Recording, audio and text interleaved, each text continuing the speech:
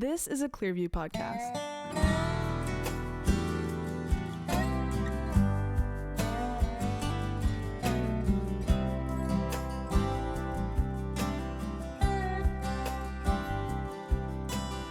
Welcome to Carpe Manana, the show where we talk about how to capture tomorrow today.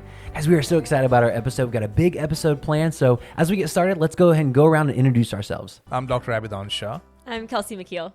I'm Rebecca Shaw. I'm John Galantis. I'm David Williamson. And I'm Ryan Hill. And guys, we are excited for our second video podcast. Woohoo! We are officially in the game now. That's pretty cool. So excited. Hopefully you guys checked out our last video. If not, make sure you're subscribing to all of those places where podcasts are available. Our content's available on Facebook, YouTube, all those places. So make sure you go and subscribe. You don't want to miss a thing. But as we get started, we have a brand new segment up top for you that we want to introduce today. It's actually a game that we've been playing for a long time in the office. It's something that's near and dear to our hearts. It is. We Very never gave it much. a name. No, but now we do. I'm excited to share the name with you. The name of this game is Clock the Socks. Clock the Clock the Socks. So for a while, we've been, kind of gauging who has the often. I thought clocking like hitting somebody. Oh, yeah, well, we're I gonna mean, hit depending on the how the We could do results that. go, but there may Look, be some. I'm kind of a sore loser, so if Ryan wins 3 or 4 weeks in a row, I might have to clock his There may socks. I be will some say you help guys for are him. actually wrong. We had a name for it. What was it? The Silly Sock The Silly Champion? Sock Yeah, Silly Sock Champion. Champion. It was an Yeah. unofficial Yeah. name. It's not clever. That was the Sorry. title, the title of the winner, but now we have a name for the overall game. Yeah. Okay. Clock Yeah, the I like Socks. it. So we're going to go around and kind of gauge each other's socks. Typically, we'll kick it to the girls to judge the socks because usually they're the ones not wearing silly socks or not wearing outlandish socks. Even So in they're winter, I noticed no socks, gang. I mean, I'm that's the wearing style right now. socks. These shoes Oh, are shoes. cool. You don't But wear they're just socks plain with It's these. socks. not I got you. particularly silly. Okay.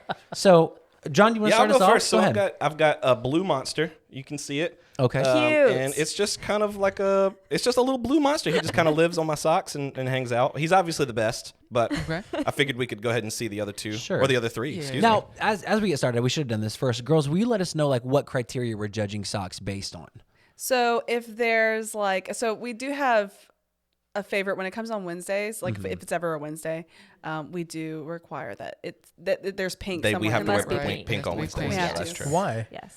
On It's Wednesday. just a Mean rule. Girls. Mean Pink. Girls. It's Yeah, Mean only Girls. That's the rule for Mean Okay, Girls. it On might actually Wednesdays be we a wear good pink. thing. My dad doesn't know what Mean Girls is. I have no idea. Oh, it's a But- great movie. I'll watch it with you Okay. later. It's fun. We don't recommend it. No, we can't endorse that movie. We can't endorse But it. it's We can't funny. endorse it. All right, fine. Okay, so and then also if it's a sock that I or Kelsey has given to you, It's much more likely to win. Sure, yeah, sure, because sure. typically for Christmas or whatever, we judges are usually biased, end yeah. up giving them. Get that?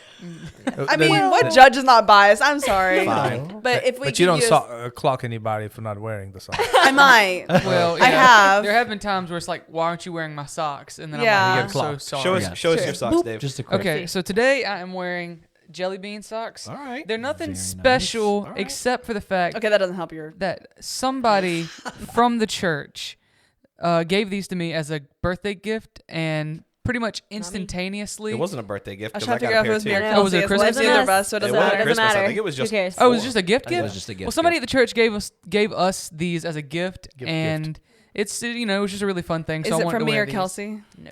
Okay. Yeah, doesn't so help. But it was Sorry. just somebody that What you got, Ryan? I mean, that's great Mine- and all, but Mine are not incredibly silly today, but I do have patriotic socks. Okay. I'm sorry, So they I've did got, not like- start off. No, this is a terrible first off. Red, looking white, and really good blue. right now. Exotic. I'm I've got looking red, white, great. and blue with the star up here. So Just I kinda see have- what you guys America. think. I may have the better story.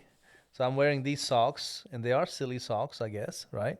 They are silly. But I don't know if they're mine. Oh, Wait, hold it up. Hold it it up. Hold up your. There it is. leg. There it There you is. go. There you go. Yeah. Okay. Nice. So the Didn't reason I give those to you? I'm sorry. Didn't those come from me? I don't know who they came from. I think those came from me.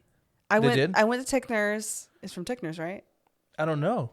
Because think so. I think they are. They are okay. Because I went by there and got you a Christmas present, and they stuck it in a tie box and told me Okay. to give them to you. It was a gift from them.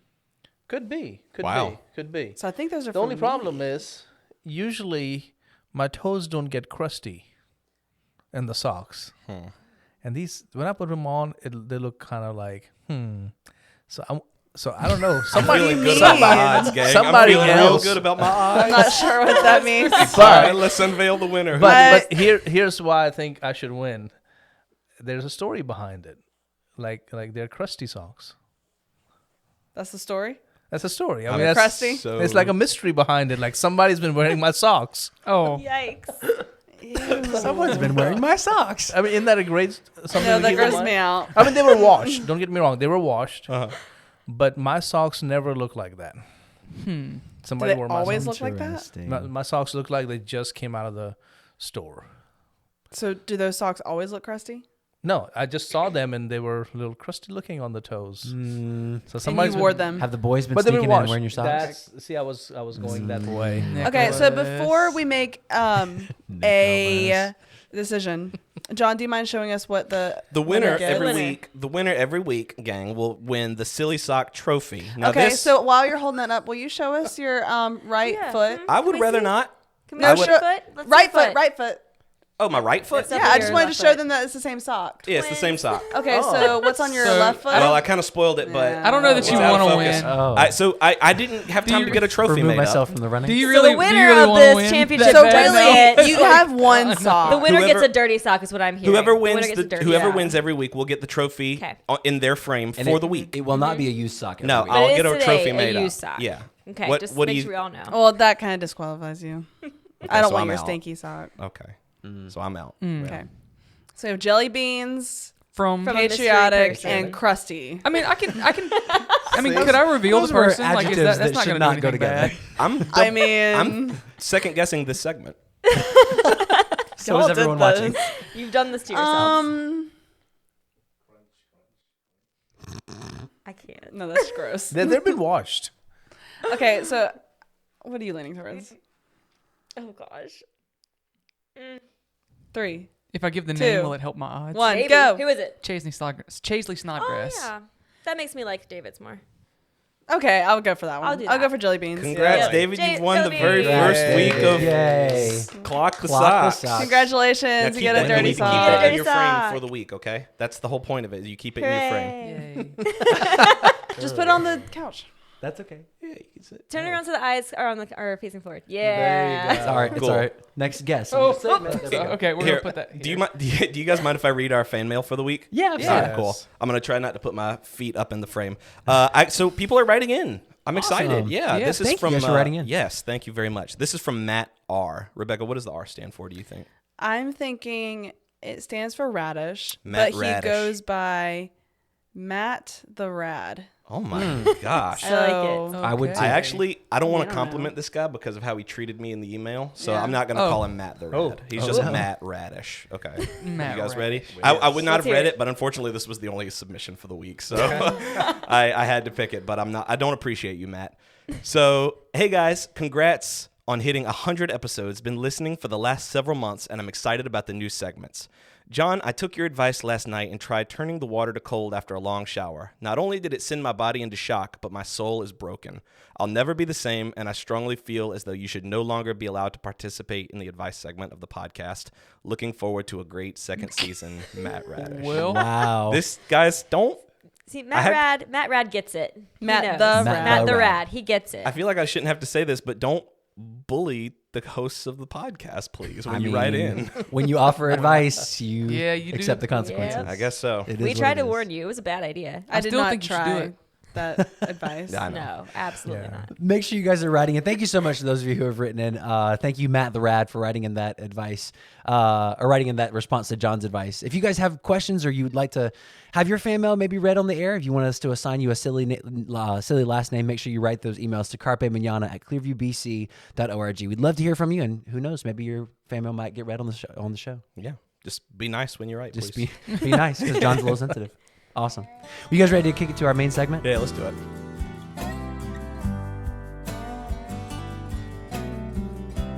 So, guys, for our main segment today, we're going to be talking about biblical counseling. And that's counseling in and of itself. Seeking help is when you're struggling with stuff is something that people fall on a lot of different places on. They have a lot of different opinions about it. Some are very pro, some are very against.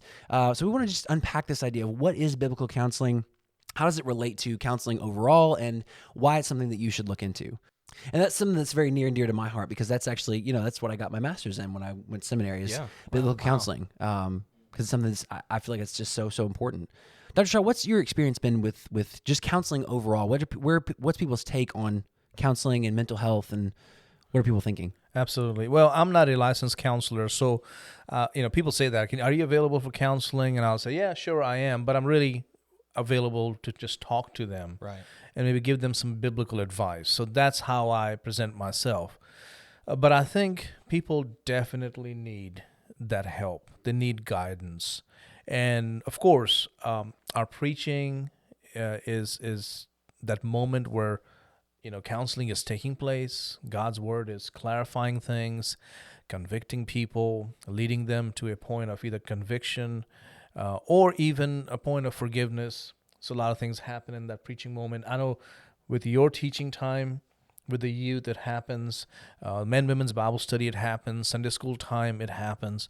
But then there is definitely a place where people need to sit down one-on-one with somebody who is not necessarily has all the answers, but does have the tools to guide people through their pains and hurts and doubts and confusions, fears in life.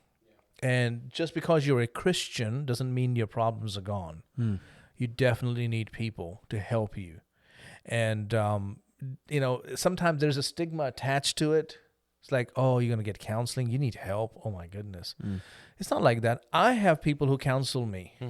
Okay. It may not be like counseling, but they counsel me. Right. Okay. They advise me. They are my mentors. And so if I'm getting help, so should you. Do you feel like that's something that's unique to Christians where because God is on our side, it's almost a sign of weakness or like distrust to need counseling or to admit that we need counseling? Do you feel like that's where the stigma comes from, or is it something deeper? I think partly maybe, and also because in our society today, moment you say you're getting counseling means something's wrong with you. Yeah. What did you do? Yeah, like something's broken inside. It's something broken in you, and you're not good. And that's not true. Yeah. There are definitely people who need counseling because there are things not right in their lives. But then there are people who just need guidance. Yeah. Well, what's the difference between counseling and mentoring? Oh, great question. And maybe you can help me because you're actually actively mentoring two different people. So I don't see much of a difference other than mentoring almost appears more positive.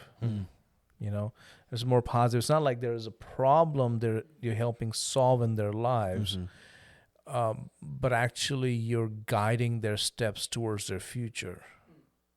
Counseling is kind of like taking care of things that have happened. Mentoring is more, okay, so this is the road you need to take. So that's how I see it. Counseling also appears to be sort of time-bound, and mentoring is something you can have all your life. I've had mentors in my life for the past 10 years at least. And so that's how I see it. Yeah. And I think with mentoring, because like you said, Dr. Shaw, you're helping that person grow. You're helping them kind of move beyond where they are. That is constantly happening, so that mentoring can go on because that process is ongoing. But whereas counseling is kind of bringing a person back to equilibrium, once they've made it there, then, we kind of end the counseling relationship. And I mean, let me ask you that. I mean, do you see some kind of counseling? Of course, you're not a licensed counselor, so you're also kind of, we're all making sure that's stated up front. Right. But are you doing something like that too in some ways, like kind of help counsel to a point? Yes, it's really more. I come to them with a lesson that I want to teach them. So I come in already prepared. But if they have something else on their mind that they would rather talk about, then I will put what I wanted to say on the back burner, and we'll talk about what they want to talk about, because they're the first priority, and we need to talk about what they want to talk about first. Depending on the subject, if it doesn't take long to answer their question or to go over what's happening in their life, then I will go back to what I originally had planned. But really, most of the time, it's me coming in with something that I've been praying over and I want to share with them, or something that they were like, oh, can we kind of cover this subject? And I can go in and find different things on that subject. There's a little bit of counseling, but I don't get too much into their personal lives unless they decide to. Right.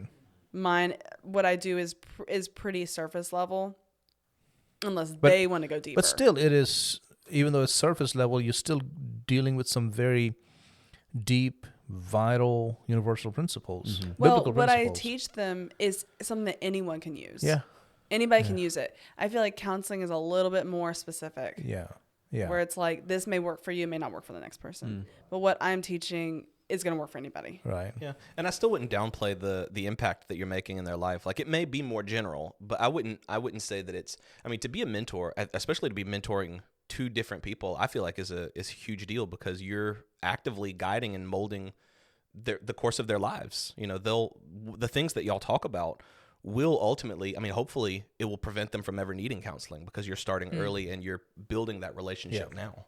It's And the way almost I mentor preventative. one person isn't going to work for the next person. Right. It's sort of preventative, I would say, mentoring.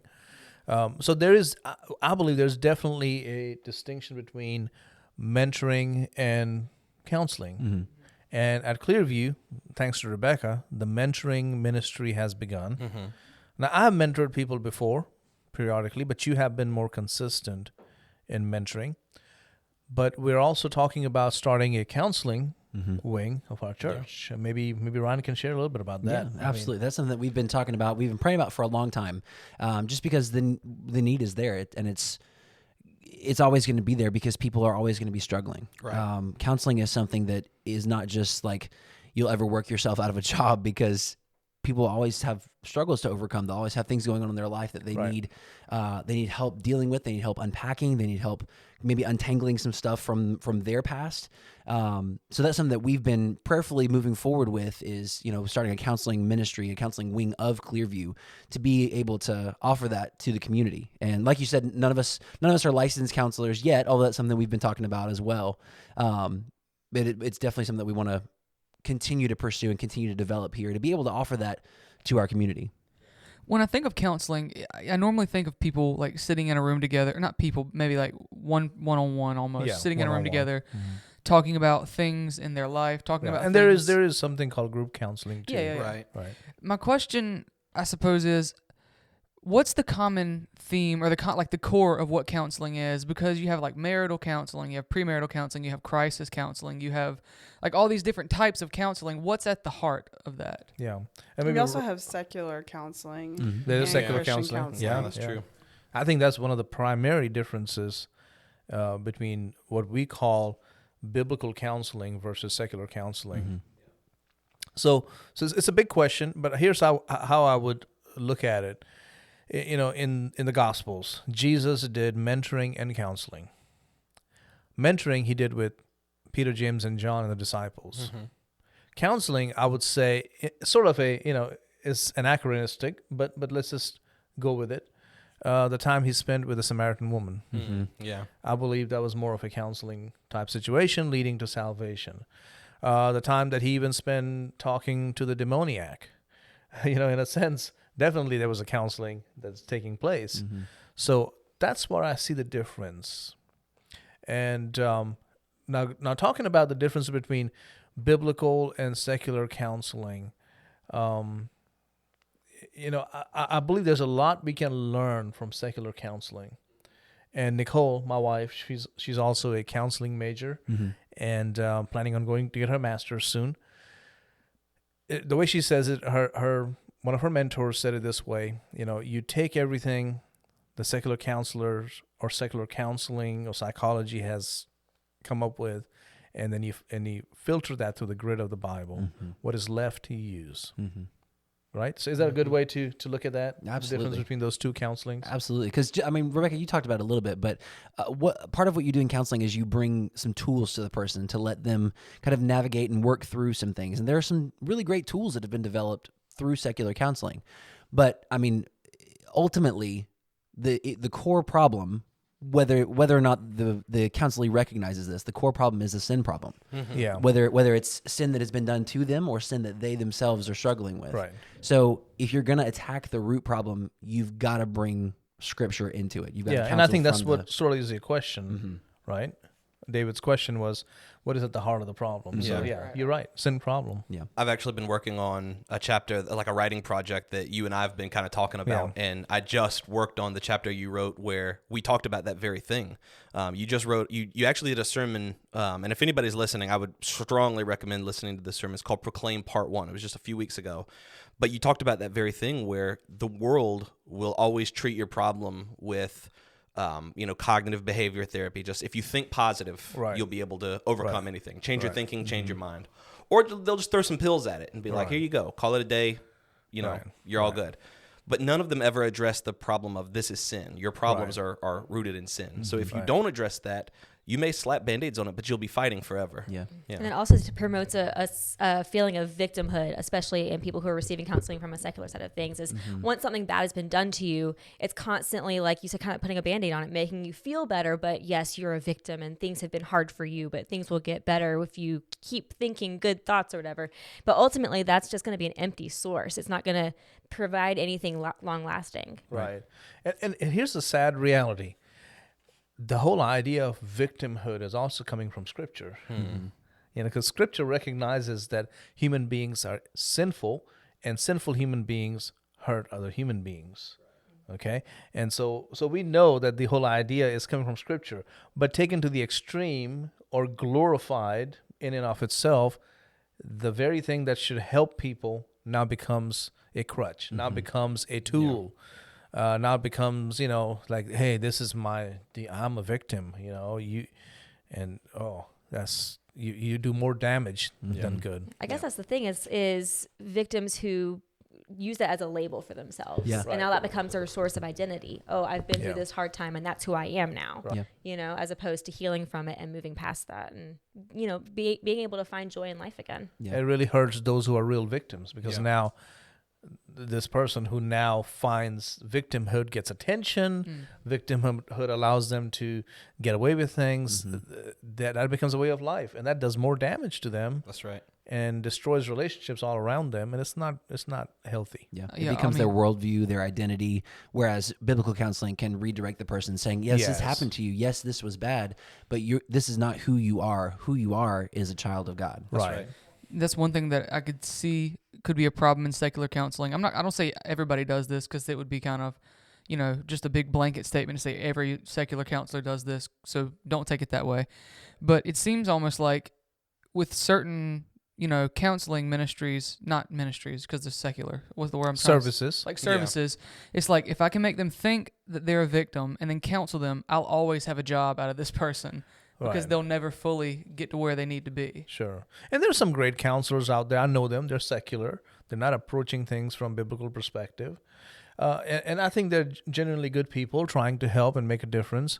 But still, their premises are not our premises. Right. And again, we're not necessarily saying that all you have to do is fix people's sin problem. We do believe there are places for, helping people unpack their past, their baggages.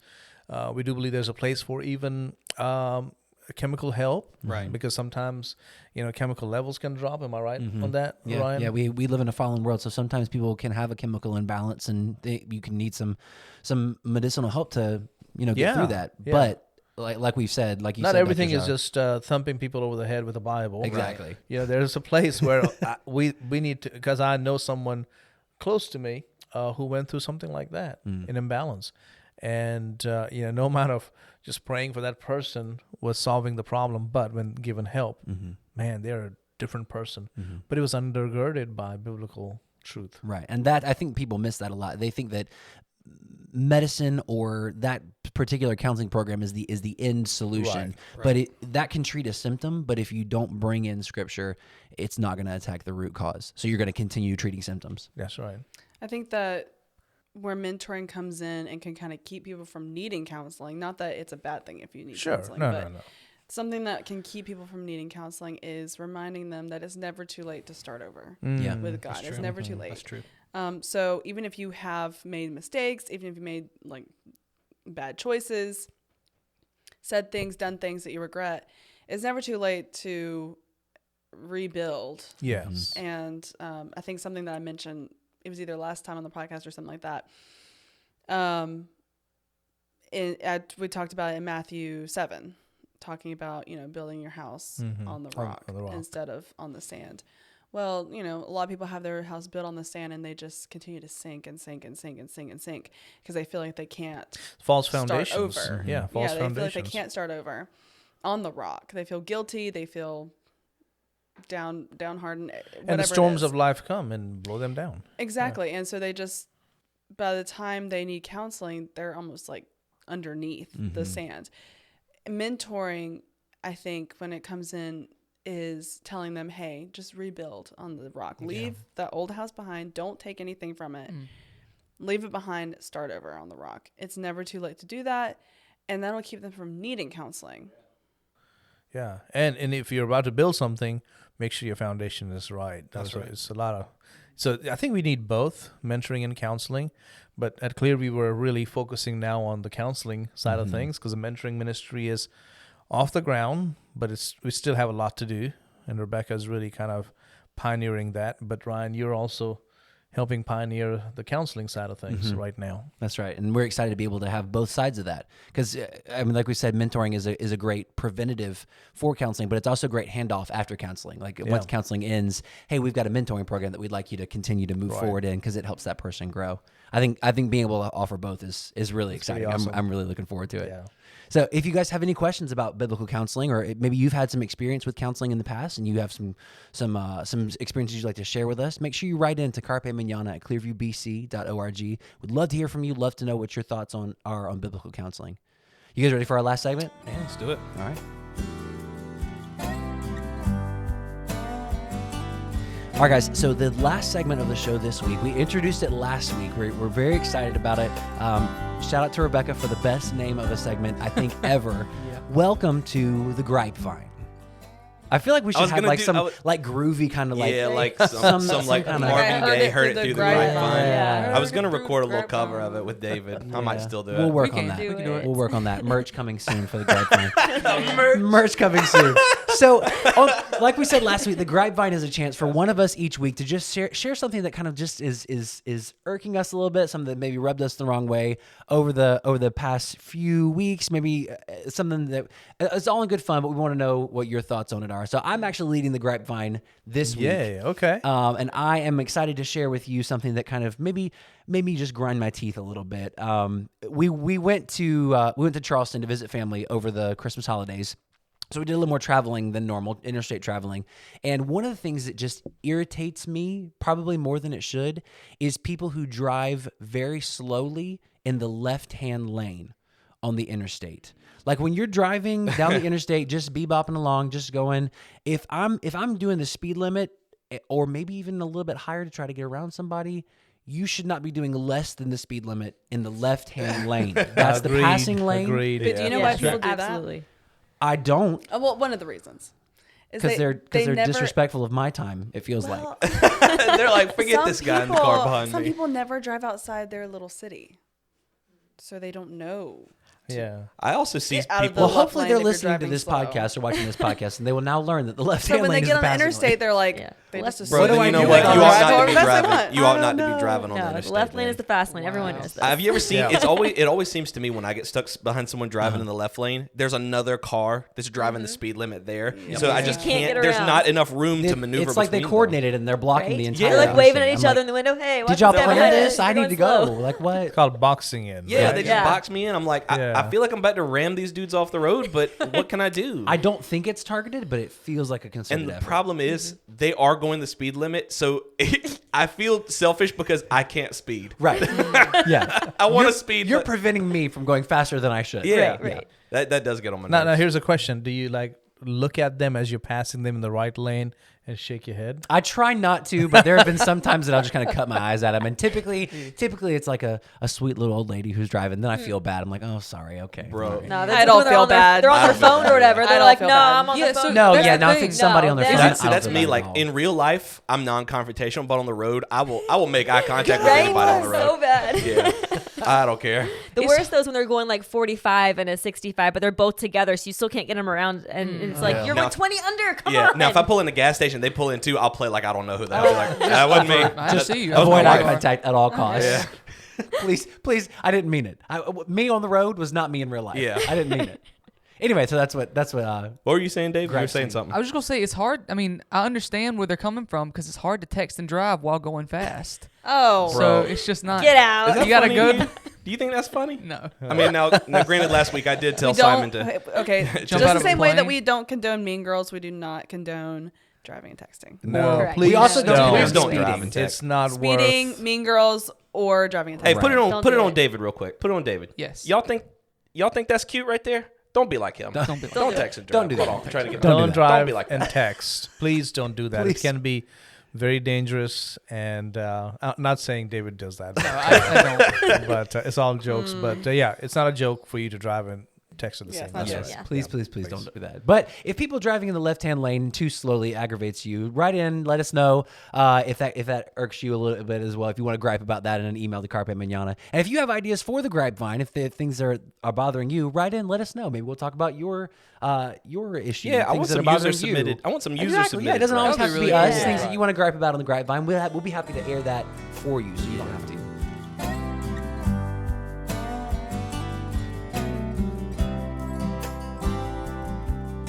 Well, guys, that is all the time we have for this week's episode. Thank you guys so much. I really enjoyed this week's episode, not just because of the grapevine, but because of everything that we talked about, especially with biblical counseling. Like we said, if you guys have any questions, anything you'd like for us to know, submissions to the grapevine even, any fan mail, we'd love to hear from you. CarpeManana@clearviewbc.org. And earlier in the show, John referenced one of Dr. Shaw's messages. If you ever want to go back and maybe read those notes, you can always find all of his sermon notes on his blog at abaddonshaw.com.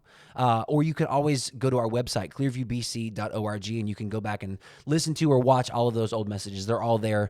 Definitely go check it out. Proclaim Part 1 is the one that we mentioned. Yeah, I was gonna say we'll also if we shout out a particular episode, we'll put it in the description of this podcast. Especially for I don't know if we can do that on Spotify, but on Apple Podcasts Yeah, we will. We can. We can? Cool. Yeah. So we'll do that as well. Check it out. And if you have any questions, you can send us an email and we can send you the link directly. Nice. So big shout out to Nicholas again as well. Yay, for thank you, running this Nick. for us. Thanks, Nick.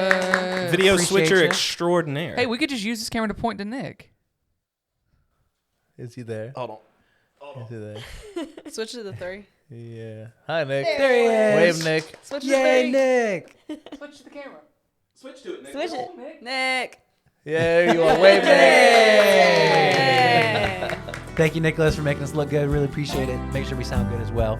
Make sure you guys subscribe to all of our content. We're, like we said, videos are available on YouTube, Facebook, all the different platforms. We don't want you to miss a thing. And we'll see you next week for Carpe Manana.